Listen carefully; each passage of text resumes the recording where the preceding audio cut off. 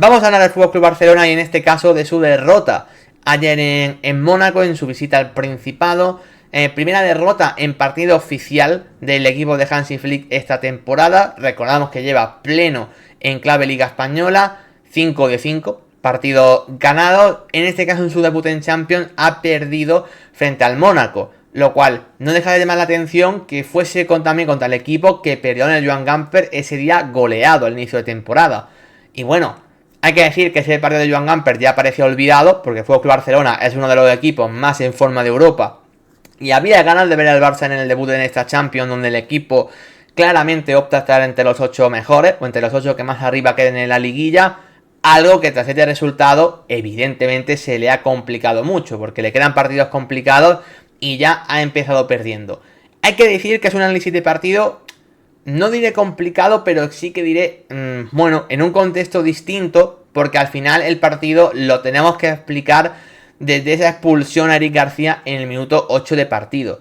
Estamos hablando de la expulsión más rápida de la historia de la Champions, en cuanto a minutos. O sea, es una barbaridad tener que jugar más de 80 minutos con un partido... Claro, o sea, con un partido con un jugador menos, 80 minutos, me parece algo prácticamente insostenible a nivel de lo que es esta competición. Yo, de hecho, lo comenté por Twitter ayer en cuando expulsaron a Eric García. Yo dije, cuando el partido iba a 0-0, dije, el Barça pierde.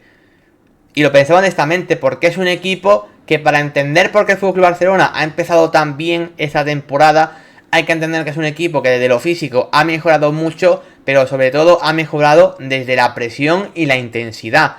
En el momento en el que tú estás con un jugador menos, no puedes presionar de la misma manera, tienes que hacer muchos más esfuerzos y mucho más desgaste y vas a acabar llegando tarde.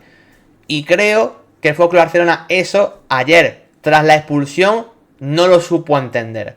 Creo que el Barça ayer no creo que haga un mal ejercicio competitivo, pero creo que el Barça no supo entender la situación de partido. Creo que intentó hacer con 10 jugadores lo mismo que hace con 11. El equipo seguía muchas veces presionando y saltando líneas cuando creo que tienes que estar un poco más juntos y un poco más replegado. Creo que, por ejemplo, vimos como Koundé, que creo que ha empezado a un nivel bestial la temporada, muchas veces seguía saltando muy arriba. Y creo que lo que pedía el partido era estar un poquito más replegado. No digo que te encierres en tu área, ni mucho menos, porque no creo que el Barça tenga un contexto favorable si se encierra. Pero sí que creo que en un bloque medio-bajo y sobre todo juntando líneas, más que la altura en el campo, lo que me parece más importante es cómo están las líneas de juntas y de ordenadas por dentro. Y creo que el FC Barcelona no consiguió entender esto cuando le expulsan a Eric García. Pero bueno, esa acción evidentemente decanta todo lo que pasa en el encuentro. Una acción que, como ya he dejado antes como previa, para mí es error de Marc-André ter Stegen principalmente. La falta de entendimiento es de los dos. Totalmente de acuerdo. O sea, Eric García viene a pedir a recibir, luego se mueve hacia un lado porque piensa que ter Stegen ya no le va a pasar la pelota, y ter Stegen no mira que Eric García ya se ha ido de la zona, y lo que hace básicamente es meter un pase comprometidísimo. Eric García ya no estaba ahí y por eso claramente le robaron la pelota. Por eso digo, creo que el que está mal en la acción es ter Stegen. ¿Que Eric García puede estar más atento? Pues sí, pero creo que el que falla es ter Stegen, porque creo que mete en un marrón a Eric García. Creo que Eric García, en lo que a mi opinión respecta, creo que se equivoca, no tanto en que se va de la posición, sino en asumir la tarjeta roja. Porque a mí la tarjeta roja me parece clara, si haces la falta ahí te van a sacar roja siempre. Y yo creo que al Barça le convenía más encajar un gol que el hecho de recibir esa tarjeta roja. Porque como digo, para el estilo de juego que quiere implementar Flick en el FC Barcelona, de una presión muy alta y a partir de ahí dominar, necesitas a tu equipo ordenado y haciendo gran ejercicio físico. Entonces, en el momento en el que tú estás con 10, ya no puedes practicar ese fútbol. ¿Que te marcan? Pues mira, te marcan, pero el plan de partido sigue siendo el mismo aunque te marquen. En el momento en el que tú estás con uno menos, vale, no te han marcado ese primer gol inicial, pero el plan de partido cambia. Y ya hemos visto que el Barça, con un plan de partido distinto, no ha podido hacer su fútbol y por eso ayer acaba perdiendo. Creo que lo que pasa entre la expulsión de Eric García y el 1-1 realmente que marca Lamine Yamal es el peor momento del FC Barcelona esta temporada, porque más allá de estar con un jugador menos, que como he dicho es un contexto complicadísimo, lo lógico entre comillas es hasta que pierdas, Creo que el Barça no lo hace bien. Insisto, independientemente de estar con 10, creo que el Barça está muy mal en ese tramo. ¿Por qué? Por lo que he dicho antes, creo que en defensa no se ordenaron demasiado bien y sobre todo creo que el equipo estuvo incluso falto de intensidad por momentos. Creo que el equipo, por ejemplo, en el mismo gol que marca a Kliuch, ayer vimos como en jugadas de ese estilo, insisto, incluso incluida la del gol, vemos como el equipo llega tarde a las ayudas. Vemos como los mediocentros están cerrando lentos sobre el jugador de fuera. Vemos como la ayuda de los extremos también llega tarde. O sea, tú mirás por ejemplo como Rafinha en el gol, esa jugada, nadie ayuda a Balde. O sea, el jugador se mete por dentro. Claro, ahí, si el jugador se mete por dentro, alguien tiene que hacer una ayuda, porque Balde no lo va a seguir hasta la frontal del área si el jugador se perfila por dentro. Balde evidentemente cubre su costado bien, pero claro, ahí Pedri llega tarde en la ayuda, Rafinha ni aparece, Íñigo Martínez tampoco sale de la zona. Conclusión, al final, a Kliuch puede chutar fácil a portería, y bueno, encima el jugador estaba bastante entonado y marcó un golazo, evidentemente. Y Ter Stegen poco puede hacer en esa acción. Pero al final creo que el FC Barcelona, esa acción es el reflejo de que muchas ayudas y de cómo estaba el equipo ordenado, estaba demasiado ancho, tenía que estar mucho más estrecho, mucho más junto y sobre todo llegando mucho mejor a las ayudas. Y esto creo que el equipo le costó mucho entenderlo. Después de eso, claro, llega el gol de Lamine Yamal, que esto, claro, no es producto del juego, no es producto del momento, no es producto de las sensaciones, es producto de que tienes a un tipo que ahora mismo está en una forma pues de ser de los mejores del mundo. No estoy diciendo que Lamine Yamal sea un top 5 mundial a día de hoy, ni cerca. Lo que sí que creo es que hay pocos jugadores a nivel mundial que ahora mismo estén tan enchufados como Lamine Yamal, pero muy pocos. Y al final, en un contexto de partido donde el Barça estaba horrible, Lamine Yamal de repente pues se inventa un gol. Se inventa un gol básicamente porque está con la flechita para arriba y porque es una bestialidad de futbolista. Y sobre todo deja una acción en la que no parece que sea su primer gol en Champions, ni que tenga 17 años. O sea, le mete cuerpo a Vanderson, un jugador que estaba haciendo un gran partido y sobre todo que lo pusieron de lateral izquierdo únicamente para parar a Lamine Yamal, porque el Mónaco habitualmente juega con Vanderson en derecha y en izquierda juega Caio Henrique, que es un lateral muy ofensivo. Pues bueno, ayer Hutter cambia la idea de juego básicamente para poder parar a Lamine Yamal. Y en ese contexto, de repente, Lamine Yamal le mete cuerpo para ganarle la posición a Vanderson como si fuese un delantero prácticamente. Y luego marca un auténtico golazo desde la frontal del área prácticamente imparable para Con. Entonces, realmente, Lamine Yamal se inventa un gol en un contexto de partido que no existía. Y eso solamente lo pueden hacer genios y jugadores tan top como Lamine Yamal prácticamente. Pero bueno, es que más allá de ese gol, yo creo que el Barça empieza a competir un pelín mejor a partir del 1-1 de Lamine Yamal. O sea, creo que ese gol adormece un poco al Mónaco. Entre comillas, creo que el Mónaco a partir de ese gol dice, o sea, que podemos someter, que podemos ganar el partido, pero claro, como nos despistamos un poco y nos dejemos llevar, tenemos a un tío que nos liquida. Y luego a partir de ahí el Mónaco empieza a, no diré competir peor, pero sí que diré aprovechar menos que tenía superioridad numérica. O sea, creo que al final el Mónaco, en el contexto de partido en el que estaba, podía haber sido mucho más ofensivo y podía haber sometido al Barça muchísimo. Y creo que realmente, después del 1-1, el Mónaco al Barça no lo somete tanto. Luego, de hecho, creo que la segunda parte, el Barça, creo que está bien. O sea, creo que la segunda parte del FC Barcelona no es mala ni muchísimo menos. De hecho, ya el segundo gol del Mónaco creo que llega con un Barça que en ese momento de partido estaba realmente bien. Que, de hecho, el Barça llegó a tener posesiones largas, empezó a mover bien la pelota, haciendo esfuerzos de jugadores como Marc Casado o como Rafinha necesarios para que el equipo compensase el tener un jugador menos. O sea, creo que la segunda parte del Barça sí que la estaba compitiendo muchísimo mejor. Claro, ¿qué pasa? Que el Mónaco aprovecha bien una cosa, que es el hecho de tener un jugador más y el poder emparejar hombre a hombre. Y al final mete a dos delanteros contra Pau Cubarsí e Íñigo Martínez. Y en la primera jugada, después de los cambios, llega el 2-1. Al final es un balón en largo, donde claro, tú tienes a tus dos centrales contra tus dos delanteros básicamente. Y bueno, y al final, Cubarsí tiene que saltar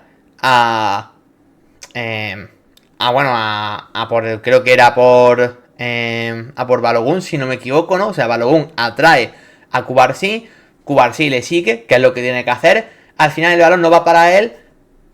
Luego Ileniquena hace un muy buen desmarque al espacio, atacando esa zona que dejaba libre Pau Cubarsí. Y ahí el que comete el error es Íñigo Martínez, que no se entera ni de media. O sea, Íñigo Martínez creo que está haciendo un partido muy correcto, tiene acciones de hecho en el partido muy buenas, pero creo que tiene un gran problema de que en cada gol que encaja el Barça, o en muchos de los goles que encaja el Barça, casi siempre aparece en la foto. Y el error que comete en el 2-1, vamos, me parece una barbaridad. O sea, es una falta de concepto defensivo o de concentración, no sé cuál de las dos, que me parece increíble. O sea, es que...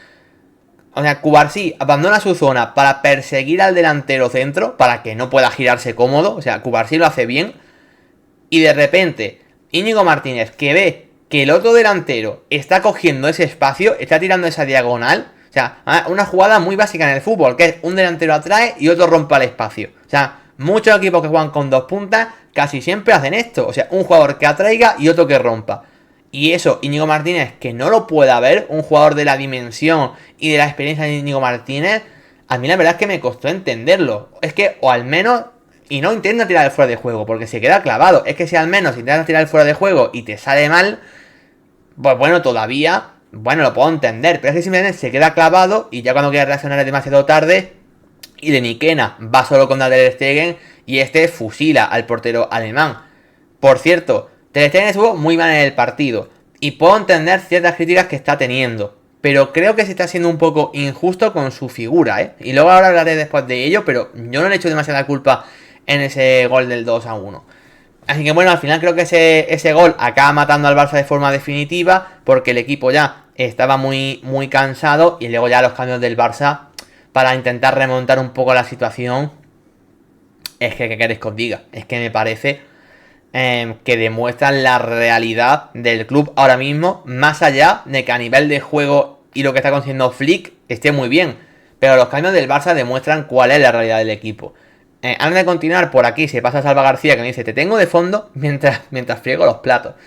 Oye, una doble actividad muy, muy positiva, la verdad, para tu día a día. Me alegro de ambas cosas. Y también nos dice Rojiblanco: ¿les pasará factura este desgaste físico para la próxima jornada de liga? Tiene un partido duro.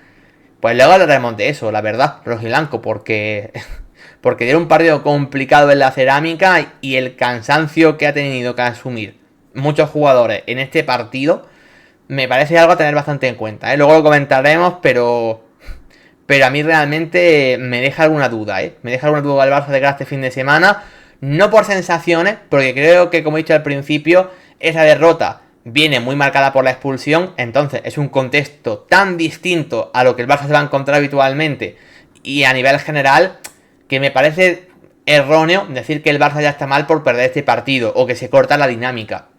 Yo en eso no estoy de acuerdo porque creo que simplemente es un contexto de partido muy difícil.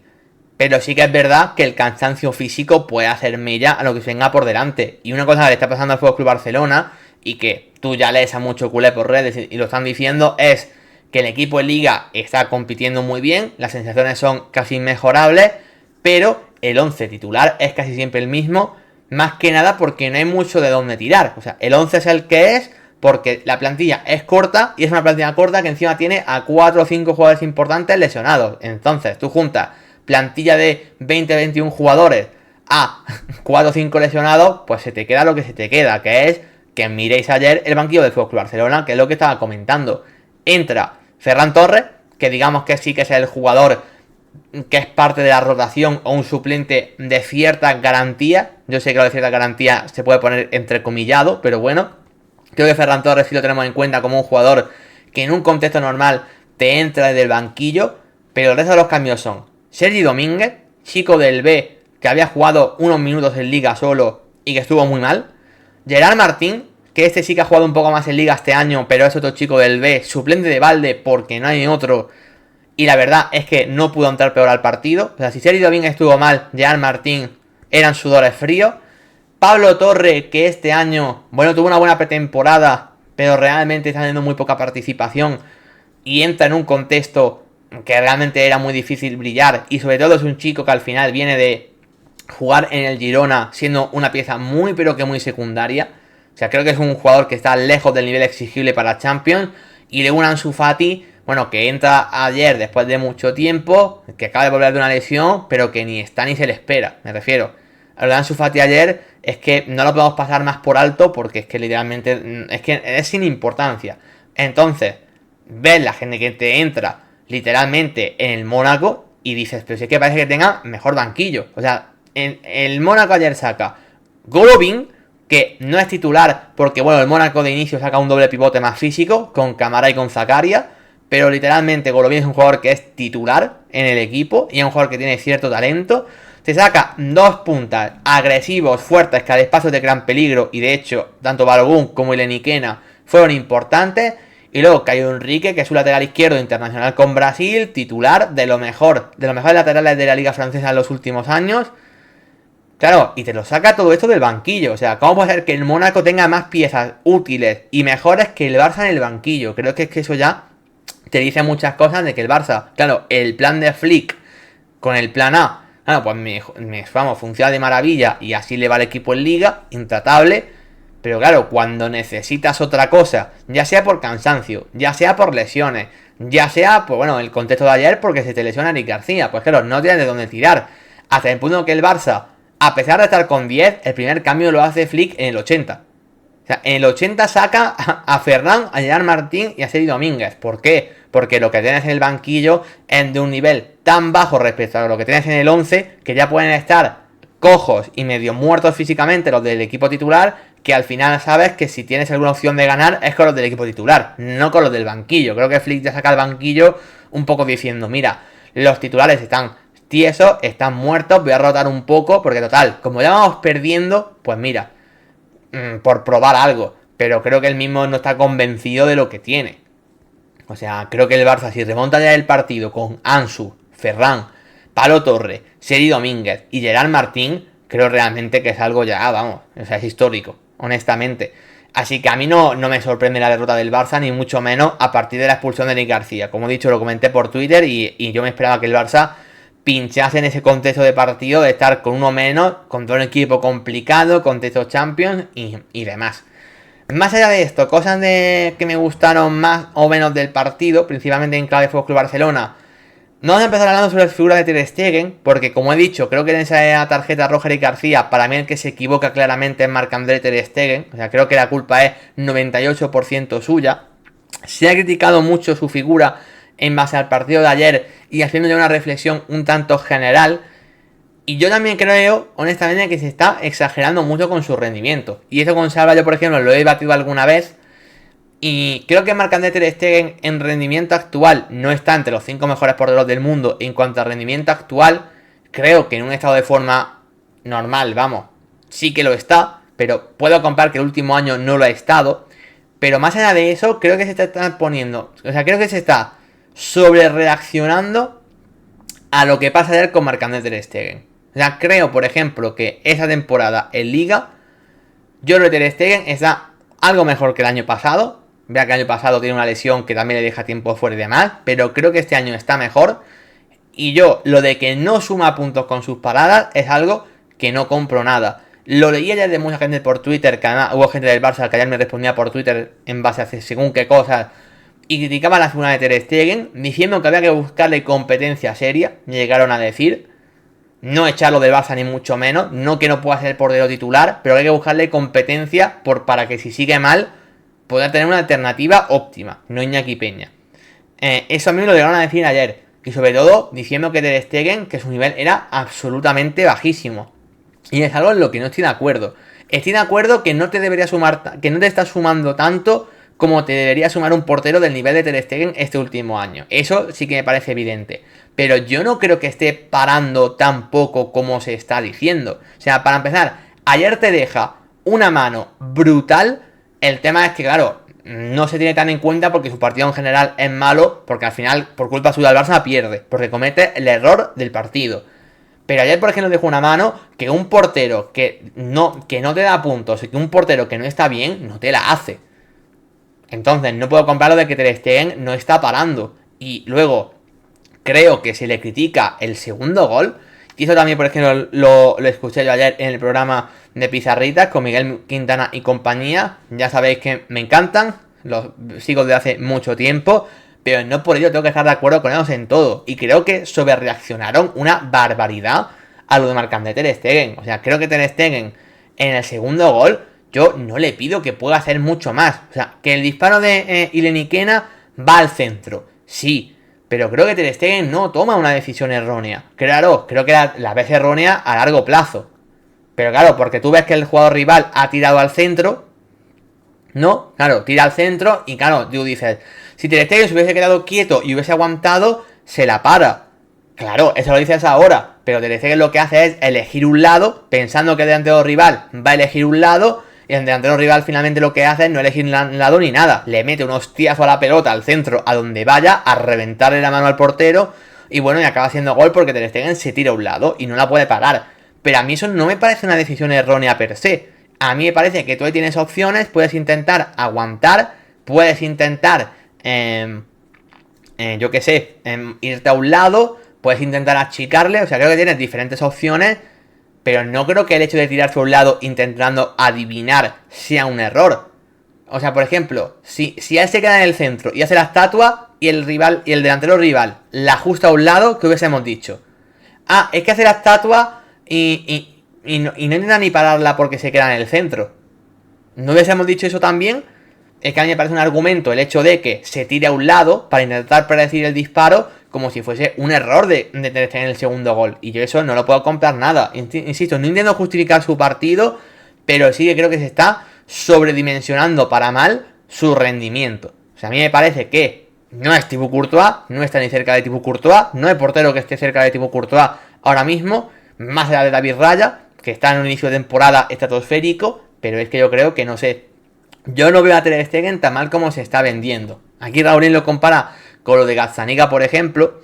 Claro, el partido de Gazzaniga, por ejemplo, contra el Paris Saint-Germain es de dejar al equipo con vida con 2 o 3 intervenciones de mucho mérito. Luego comete el error que te hace perder el partido. Bueno, pues sí, evidentemente, pero eso no creo que te tenga que quitar mérito a lo que hizo Gazzaniga antes. Le pones una cruz como una catedral, porque por culpa de un error puntual tu equipo pierde. Por eso Ter Stegen tiene hay una cruz puesta. Pero claro, a nivel estadístico, mirad qué nota tan buena tiene. ¿Por qué tiene tan buena nota? Porque ayer Ter Stegen para 2 balones que son de portero top. Pero eso no se recuerda, porque ya tú lo que recuerdas es que Ter Stegen pierdes por su culpa. Y yo lo entiendo. Pero no por eso sobredimensionaría o sobrereaccionaría a lo que es la figura de Ter Stegen en general. Así que creo que esta opinión que yo tengo es disonante con lo que opina la mayoría. Pero bueno, es mi opinión y ahí la dejo. Yo creo que el Barça no tiene un problema en portería. Creo que tiene más problemas, de hecho, de profundidad de plantilla o en algunas posiciones que precisamente no son la portería. Pero bueno, esa es mi opinión. Dentro de Ter Stegen, que evidentemente deja ese error y ya he hablado sobre él, hay otros muchos que ayer estuvieron realmente mal. Entre ellos, Íñigo Martínez, por esa simple acción donde el gol, el 2-1, es un error suyo increíble. Luego el resto del partido, a mí no me parece que estuviese tan mal Íñigo Martínez. De hecho, le pidan un penalti al Barça, ridículo, en el que entra el VAR, ¿vale? Y bien entrado, o sea, no era penalti bajo ningún caso. Y es una acción defensiva muy buena de Íñigo Martínez ante Balogun. Pero claro, al final Íñigo Martínez, pues lo que he dicho, sale también en la acción del gol muy retratado. Luego, Valde en izquierda a mí tampoco me gustó. Eric García, pues a ver, evidentemente la acción de la roja puede tomar mejores decisiones que las 2 que toma. Pero bueno, tampoco me parece que sea hipercriticable. El que sí tiene una cruz, y para mí muy claro lo de ayer, es lo de Pedri.